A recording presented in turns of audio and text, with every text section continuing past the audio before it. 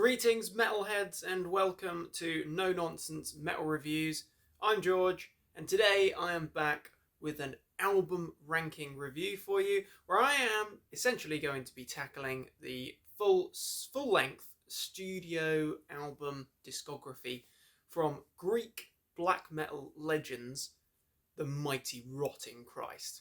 Now, Rotting Christ, if you've been following the channel, you'll probably be aware already that Rotting Christ are one of my favourite bands. They have so many amazing songs, so many great albums. They have really rocketed in my estimations over the last couple of years. I have to say that although I have been familiar with the band for a lot of years, I think around the time of the release of the Rituals album, which is 2016, I believe. So that was around the time that I first discovered Rotting Christ. However, I never really got into all of the albums and put in the necessary work until maybe a couple of years ago. So it's a fairly recent thing, but within that time of actually committing and delving into their back catalogue and exploring their discography, within that time I have absolutely fallen deeply in love with the music of Rotting Christ, and I have to say they are an exceptional band, a truly extraordinary band, and one of my current and I think probably for all time now favourite bands. They have the perfect mix of depth and atmospherics. They've got the perfect blend of aggression and heaviness. There's Gothic elements, there's melancholy in there. So it's not just outright traditional, certainly second wave recognisable black metal. It's not that. There's far more going on than just adorning the corpse paint and looking brutal in a forest. Far more than meets the eye. It's an absolute audible treat. So here I am today ranking the full-length studio album discography of Rotting Christ. 13 full-length albums in total, all of which I have in front of me.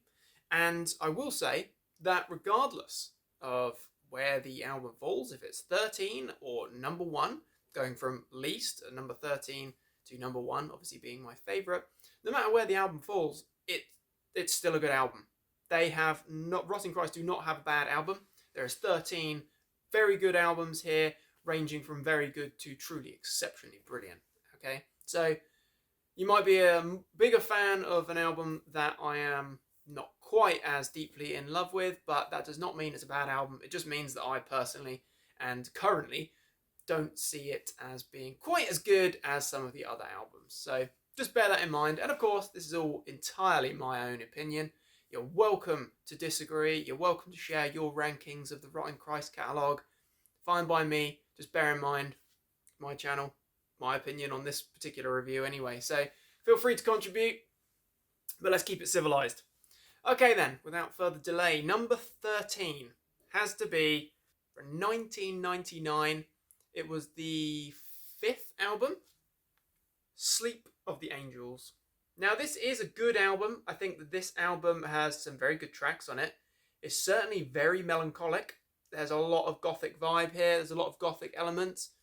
I just don't think it's quite as strong as the succession of albums that came before it, or indeed the albums that came after it. As I say, there are some good tracks here, such as the opening track Cold Colours is a good one. It's heavy on the melody, heavy on the Gothic kind of vibes, but very good. After Dark I Feel, another good one.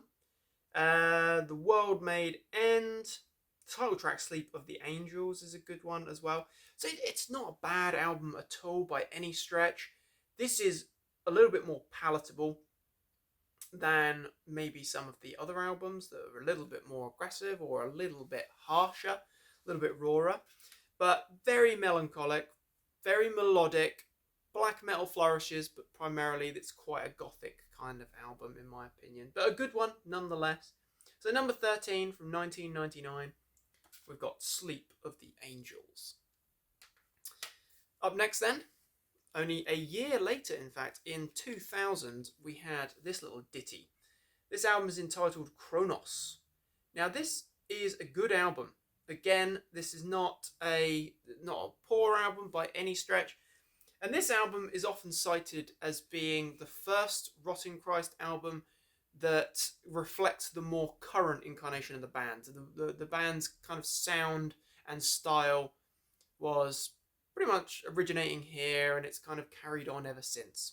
So Kronos is quite a significant album, and it's a good album. It's darker, it's heavier, there's a lot more going on, shall we say, in this particular album, in my opinion anyway, than in Sleep of the Angels. I think it's a good album, especially when you take tracks like the opening track, Thou Art Blind. You've also got If It Ends Tomorrow, My Sacred Path, which is a pretty spectacular song. It's probably my favourite track on the album. There's an interesting cover of Lucifer Over London, which I can't quite... Oh, it's from Current 99. No, Current 93, apologies.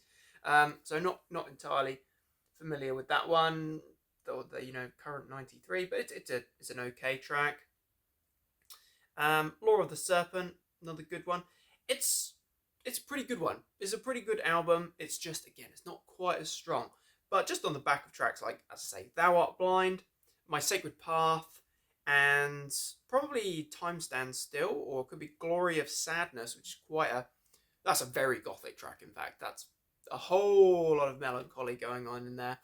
Not a bad album. Some good material, some pretty heavy riffing, some pretty good grooves, but again, there's a real bleakness to this particular album. So Kronos is at number 12. Good album. Just not quite as good, in my opinion, as that which came a few albums prior. This is a little bit of a classic here at number 11. This is A Dead Poem. Now, again, the very fact that it's at number 11 does not mean that it's a bad album, does not mean that I don't love it, because I think actually it's a pretty superb album. There's a perfect kind of mixture of the melody, the melodic kind of edge, but there is a heaviness there. It's definitely a heavy album, especially if you take like the opening track, Sorrowful Farewell. That's a bit of a riff-tastic track that opens up with some killer, almost ominously Metallica style riffing. Interesting stuff indeed, but a good track. Among Two Storms, another solid one. A Dead Poem, the title track. Full Colour as the Night. Semi-God, which is probably one of the best tracks on the album by far. Between Times. Good tracks. This is a bit of a gothic, dark, melancholic masterpiece. Plenty of good tracks here. A solid album from 1997, in fact.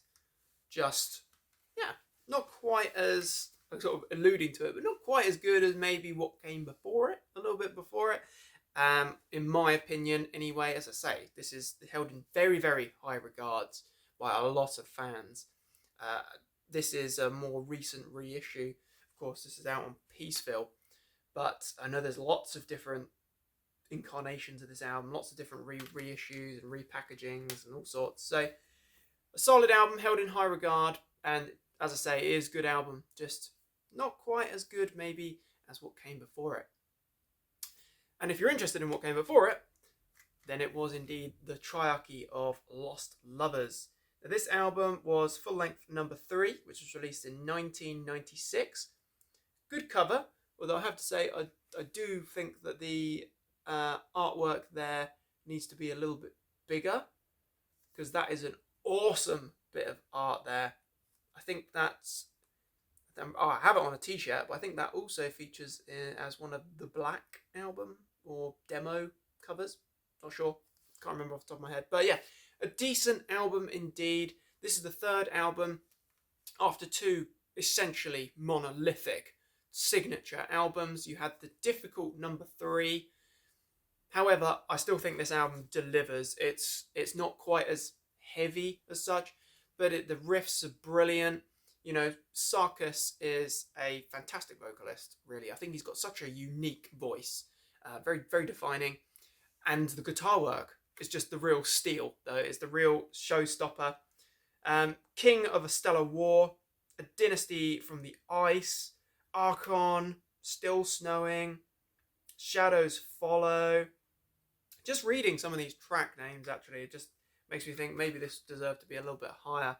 But in my opinion, number 10, Triarchy of the Lost Lovers. This is a brilliant, brilliant album. This is just full of cracking material, great melodicism. Yeah, brilliant, brilliant stuff there. In particular, if you do enjoy your very gothic and bleak, sorrowful music, then I think you definitely appreciate A Dead Poem a little bit more. But certainly check out tracks like King of a Stellar War, A Dynasty from Ice, as I say, and probably Still Snowing Still. Absolutely fantastic. Really, really brilliant. This particular version, quite cool, includes bonus tracks, which are 3 Creator covers. So it's interesting to hear a thrashing approach for Rotting Christ. Awesome stuff. So number 10 for me, the third album from 96, Triarchy of the Lost Lovers. So we're going to fast forward now by a few years and a few albums. This is because of the fact that I haven't had, so there's 2 albums in particular, but there's 2 albums in quite quick succession, really, that you can't get on CD very readily. So I am the least familiar with this particular album and one other that I only have on tape format. But I will say that this album and the other album, I have been getting into a little bit more and more as time goes on. Every sort of subsequent listen, I think I then appreciate it a little bit more. So for me, at number 9, it's Genesis from 2002. This is the album that followed on from Kronos. So what started with Kronos really did build and grow with Genesis. It would be great to have it on CD or vinyl or something like that, but I've got it here as a back on black reissue from a few years ago. I have a real thing about liking to have the full discography in a physical format. Primarily I like to have it all on CD, but I'll accept, nice tape or a nice vinyl if it means I can fill in the gap. It just doesn't quite feel right not having it in, complete physical form. But I will say that this album, the more I listen to it, the more it grows on me. It really has an interesting nature to it. It's a little bit industrial. It's still gothic. It's a little bit more black metal than some of the albums that came before it. But it's a real good mix. It's a real good mix of the kind of the signature sound and style of Rotting Christ that we've had ever since, to be honest, over the last 2 decades or so. But also it does incorporate that earlier melodicism, amazing rhythms. Sarkis's vocals really coming into their own. He seems to get better and better with time. And those riffs, those absolutely fantastic riffs. Real standouts from this album include the opening track Demons. We got Lex Talionis. We got Quintessence. Nightmares, which is a creepy one. Indomine Satana, absolutely fantastic. Just some of them, they're brilliant tracks, start to finish. 10 tracks in total. Don't know if you can see the track list there. Cool artwork, and I like the color scheme with the logo there. Rotting Christ really stands out. So yeah, a solid album. Industrial flares there, a little bit gothic. Yeah, really works for me. So number 9, Genesis. Number 8 then, the other album that I don't have on CD that has been steadily growing on me. This is Sanctus Diabolos. Now, Sanctus Diabolos was released in 2004, so it was the album after Genesis. This is a weird one. I would say this is, again, it's got that kind of industrial flair to it. It's very gothic. It's very dark, but it's definitely Rotting Christ. But I would say it's a really, really quite a dark, ominous, sinister sounding album. Along the same lines as Genesis, but even more so. And again, the atmospherics, the kind of the weight of it is really quite powerful. There's lots of those sort of choral elements there, like a choir in the background, orchestral elements there. There's that symphonic kind of vibe there. It's really, really quite textured stuff. There's a lot going on. But you take a track like the opening track, Visions of a Blind Order, or Thy Wings, Thy Horns, Thy Sin. Very heavy stuff. Especially, I think it's track number 3, which is Athanati Este? Whatever. Freaking great. Absolutely killer riffs. Really, really, really fantastic stuff. So obviously you've got Sarkis on guitars, vocals, Themis, his brother, on drums, and Andreas on bass. Really is. You've got the standout is Sarkis here and his brother Themis. Absolutely brilliant stuff.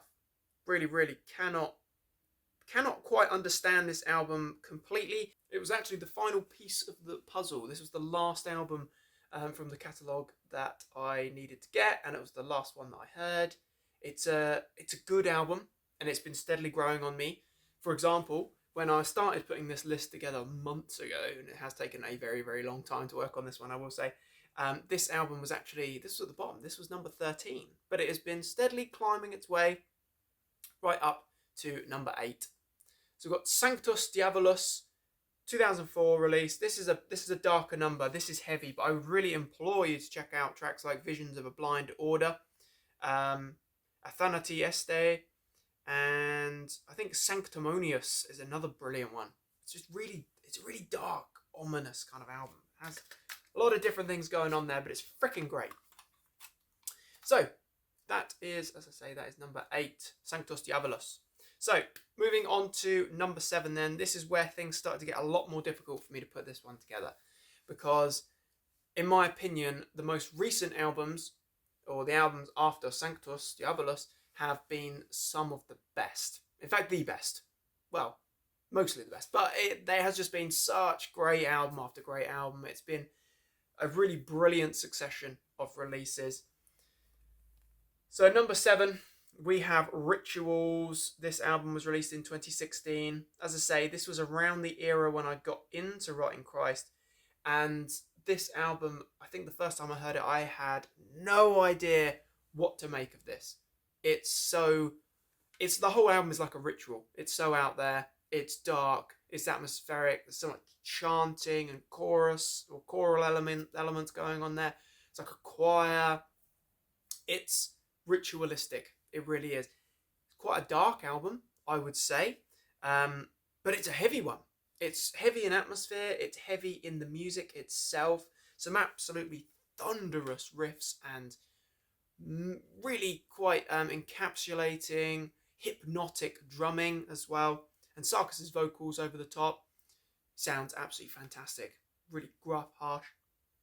Definitely more black metal than some of the other albums that have been definitely firmly in the Gothic kind of nature there. Now, a lot of the titles here I cannot pronounce because they are, I don't know if you can see, because it's actually quite dark. They are not in English, in a mixture of different languages there, I believe, but I shan't try and actually read out some of these track titles because I'll totally butcher them. But to be honest, this album flows seamlessly, one song into the next. It's a brilliant ritual that you can delve into. You can completely immerse yourself in this. It's about 50 minutes long, but track 1 right the way through to 10, the whole thing absolutely flows. But this is a dark album. This is not for the faint-hearted, put it that way. So Rituals, comfortably at number 7 for myself. This is a fantastic album. Gloomy, dark, evil in its vibe, but freaking brilliant. So that is number 7, as I say, Rituals. So up at number 6, we are going to be going back to 1993 for the debut album. And unfortunately, I don't have an individual CD or vinyl tape of the debut album, Thy Mighty Contract. But I do have it contained within this lovely book piece here, which is under our black cult. As we can see here, disc 3, Thy Mighty Contract.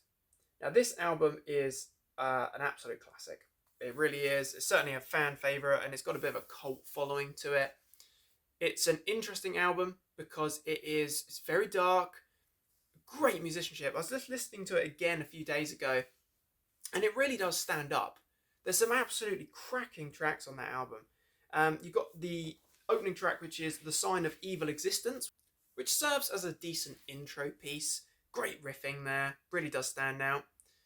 Transform All Suffering into Plagues, great. Again, it's the killer riff in there. We've got that brilliant atmospherics and the kind of the soundscaping, if you like, really dark vibe. Fragment, Thy Gift, another fantastic one. Exiled Angels, Possibly the two best tracks on this album, though, include The Coronation of the Serpent and The Fourth Night of Revelation. Absolutely freaking brilliant. I would say if you like your old school black metal, or if you like your older kind of dark gothic metal, then definitely check out Thy Mighty Contract. It's a fantastic album, and it very nearly got a little bit higher in this list, I must say.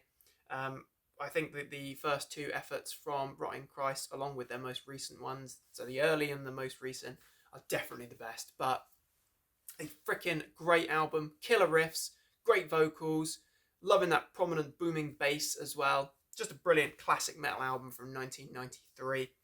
Thy Mighty Contract at number 6.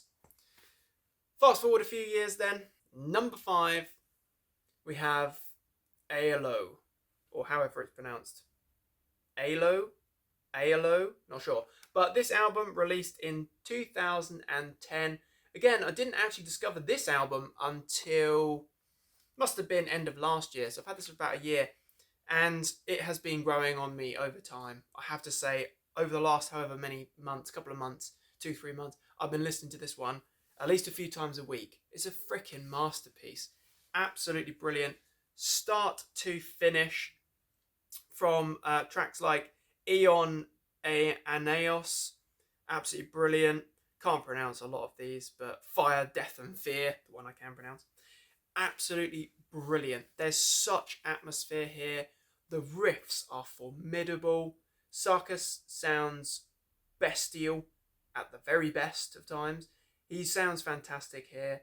The riffs are delightful. That hypnotic, commanding, encapsulating kind of drum sound, that rhythm, is just enchanting. It's absolutely magical.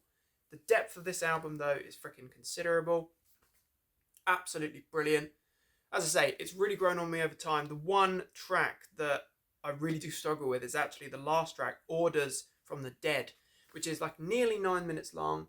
It's an epic with some very, very interesting female vocals. I think it's just the lyrical nature of the track. It really does unnerve me. I've got a pretty strong constitution, but it's just something about it. The whole thing is so unsettling. Check it out. It's very difficult to describe, but I would say Orders from the Dead is the one track that I do find it a bit difficult to listen to. But ALO is an absolute masterpiece. Definitely check this one out. This, for the riffing alone, it's absolutely crushing. It's freaking brilliant. Number 5, ALO from 2010. Absolute masterpiece. Freaking love it. Down to number 4 then, and I'm picking up the Under Our Black Cult book once more. For the second album from 1994, we have Non Serviam, which is a freaking masterpiece. Now, it was interesting to read in this book that the reception to Non Serviam in 1994 was not as strong as what the band, what Rotting Christ were expecting, but also not as strong, I guess, in posterity. Wasn't really received and recognised for the absolute brilliance for quite a few years. But I think, from a lot of things that I've read, and just personally how I feel, I think a lot of people, a lot of fans have been revisiting Non Serviam and actually giving it its due, its justice, that recognising it for the absolutely fantastic album that it is, because it is a start to finish monster. Absolutely incredible riffing, such rhythm, such melodicism, absolutely brilliant. I absolutely love the kind of the keys and the synths in the background. Paints the most excellent soundscapes. The beauty there is phenomenal. Sarkis' vocals, can't fault the guy one little bit. We kick off with The Fifth Illusion, which is a fantastic track. Where Mortals Have No Pride, the first of 2 pretty substantial tracks. I think they're sort of 7 minutes plus epics. Then we've got Wolfera the Cackle, if that is how it's pronounced, or Chuckle, not sure. Absolutely freaking fantastic. That has one of the most infectious, memorable riffs ever. There's a little bit of a Sabbath vibe in there as well. But yeah, really brilliant. Absolutely fantastic tracks. Non Serviam, the title track, is an epic. It's absolutely brilliant. Mephisis of Black Crystal, Mortality of a Dark Age, Ice-Shaped God, Saturn Unlock Ave's Sun. Start to finish, absolutely brilliant. And it very, very nearly did rank a little bit higher if it wasn't just for the strength of some of these other albums. But Non Serviam, the second album from 1994, unquestionable, an absolute masterpiece. Freaking brilliant album. Number 4, 1994, Non Serviam. And I'm actually eyeing up currently a tape copy of that album on a particular web store. So, yep, I need to get that individual piece. Just doesn't seem right not having the album cover. But yeah, and both that Non Serviam and the Mighty Contract do have great covers, so do check them out. Anywho, up to number 3. This is where things start to get really difficult, because these 3 albums have been consistently my favourite. I think these were actually the 3 albums that I purchased first from Rotting Christ. Certainly the first 3 that I really got into, and they have stayed with me ever since. So number 3, we've actually got the most recent album, The Heretics, from 2019. This album's stunning. This album is absolutely stunning. There is a perfect combination of heaviness, of definite black metal in there, of atmospherics and ambience. It's brilliant. This is completely immersive music. This has the darkness. Has the depth. Has the rhythm. You take tracks like In the Name of God, Heaven and Hell and Fire, Fire, God and Fear, New Messiah, which is absolutely mesmerizing, and the especially brilliant The Raven by Edgar Allan Poe. That particular rendition, fantastic. Start to finish, this is a riff-tastic album. Crushing melody. I mean, just freaking brilliant. Sarkis's vocals. That guy sounds absolutely fantastic. Better than ever, I would say. The whole composition, everything. The percussion, the weight of it, the groove is so infectious. It's just fantastic. But as I say, it's those riffs. It's those chugging barrage riffing. Particular highlights, as I mentioned, In the Name of God. I'd say Hallowed Be Thy Name, which is a bit of an interesting choice of album or track title, because you're never going to be able to escape from the association with Maiden's track. But Fire, God and Fear. Check it out. The Heretics from 2019 in at number 3. A diabolical beauty. Number 2 then.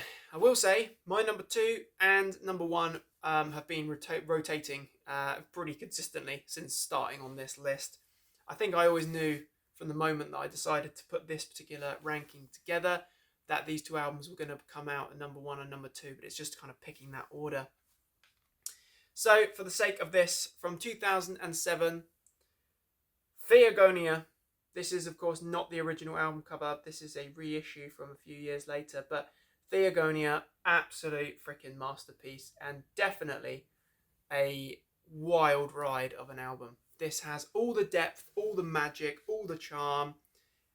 Excellent material, start to finish. Again, I can't really pronounce a lot of the song names, but I would say this album flows so seamlessly. There's got that real kind of magic and mystery to it, but it's the riffs are so heavy. It's almost like a folky kind of vibe at times. There's a lot of interesting different textures and flavours thrown into the mix here. It's not just start to finish shrieking and black metal riffing. You have got your black metal elements in there. You've also got strong melodicism, really weighty, crushing riffs. It's just a brilliant, brilliant album. Theogonia, one of the first albums from the band that I heard, and to this day, one of the best albums for sure. Absolutely fantastic. An epic album, but just not quite as good as the first album from the band that I actually heard and the first album that I purchased. This is my favourite album from Rotting Christ. In at number 1, this is Kataton Eamona A Toy, if I'm pronouncing that correctly. This is a delightful album. Released in 2013, this is a dark epic. Absolutely love this one. Again, can't pronounce a lot of the song names, but I would say that the real standouts include Grandis Spiritus Diabolus. And again, yeah, I'm not going to try and butcher the pronunciation, but the title track, essentially, the Cataton. Absolutely brilliant. This is dark. It has real depth to it. Fantastic guitar work. Not just in those crushing riffs, but again, alongside Theogonia, alongside Heretics, and Aolo, absolutely fantastic guitar leads and melodies as well there. Absolutely brilliant guitar intricacies, real soaring solos, really amazing stuff, and showcased so brilliantly on this album, Cataton. Absolutely brilliant, start to finish, fan-frickin-tastic. An excellent album, even if you just had Grandis Spiritus Diabolus. That track makes this album right up there as being one of the best, because that is one of the strongest Rotting Christ tracks for sure. A real standout and an absolutely brilliant album. Definitely check out Cataton. Certainly check out Grandus Spiritus Diabolus. So there you have it, my album ranking from Greek black metal and a whole lot of other things, legends nonetheless. Rotting Christ. We'll go in order again. So number 13, if I can not throw it on the floor, we had Sleep of the Angels from 1999. Then in number 12, we had, from 2000, we have Kronos. Then number 11, we've got the rather epic A Dead Poem. Number 10, Triarchy of the Lost Lovers, album number 3. Then we are up to number 9 with Genesis from 2002. In at number 8, the album following that, Sanctus Diabolos from 2004. Solid album. Then we are up to Rituals from 2016, number 7. Then we've got Thy Mighty Contract from 1993, which is of course housed within here. Aolo at number 5. Absolutely freaking masterful album. Love it, start to finish. Number 4, we have Non Serviam from 94, the second album. Number 3, we have The Heretics. Number 2, we have Theogonia. And number 1 for me has to be Cataton. Absolutely freaking amazing. As I've mentioned, not a bad album in this discography. 13 full-length studio albums. And it's worth mentioning on the back of that of course the legendary Passage to Arcturo from 1991, that EP is held in exceptionally high regard and is a classic recording, as are the early releases from the band, such as the 80s Winds and Satanas Te Deum demo. Absolutely legendary. But also, if you are new to Rotting Christ, then I really would recommend checking out this particular compilation. This is entitled Their Greatest Spells. I picked this up a number of years ago. Very cheap online. Basically as something to listen to in the car. But an absolutely brilliant compilation that covers the full span of Rotting Christ's catalogue. And it's definitely a good listen. So thanks for watching, my friends. What are your thoughts and opinions on Rotting Christ?